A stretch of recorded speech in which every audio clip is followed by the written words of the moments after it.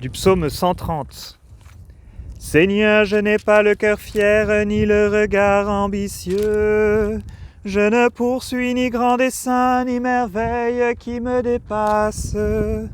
Non, mais je tiens mon âme égale et silencieuse. Mon âme est en moi comme un petit enfant contre sa mère. Attends le Seigneur Israël maintenant, à jamais.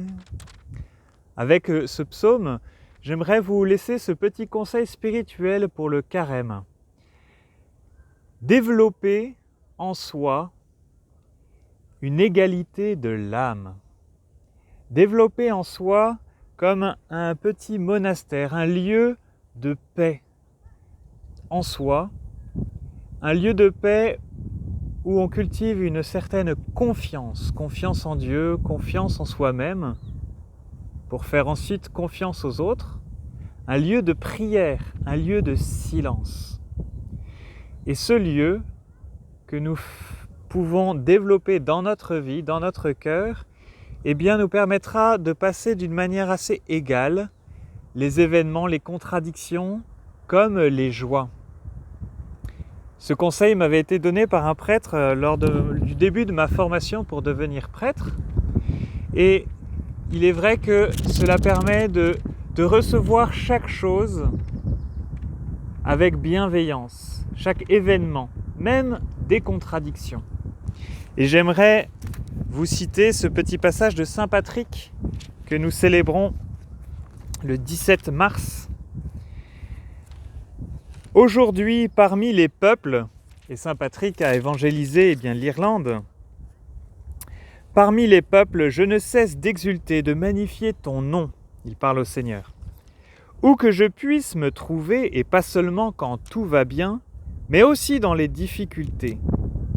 Prier, louer, avoir une attitude reconnaissante envers Dieu, même dans les difficultés. Quoi qu'il m'arrive, poursuit-il, de bien ou de mal, je dois en conséquence l'accepter d'une âme égale et toujours rendre grâce à Dieu qui m'a montré comment avoir en lui une foi indéfectible et sans limite. Chers amis, pour la suite de ce carême, puissions-nous en nous avoir ce lieu, développer ce lieu intérieur que j'appellerais un petit monastère, un lieu de prière, un lieu de confiance pour passer les épreuves et les joies. Il y a un obstacle cependant pour le développement de ce lieu intérieur. Cet obstacle, c'est quand nous restons toujours à l'extérieur de nous-mêmes. Et il y a des petites choses qui ne nous aident pas à rentrer dans l'intérieur de nous-mêmes, de faire silence. Notamment, souvent toute la journée, nous sommes avec notre smartphone, avec des écouteurs. Nous sommes mobilisés par un objet qui nous porte à l'extérieur de nous-mêmes. Et c'est comme si cela nous volait notre intériorité.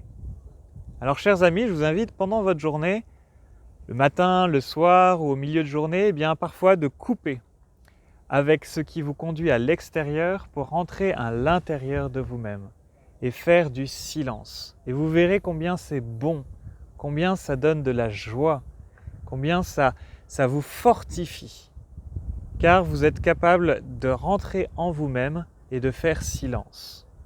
Alors chers amis, bonne suite de carême.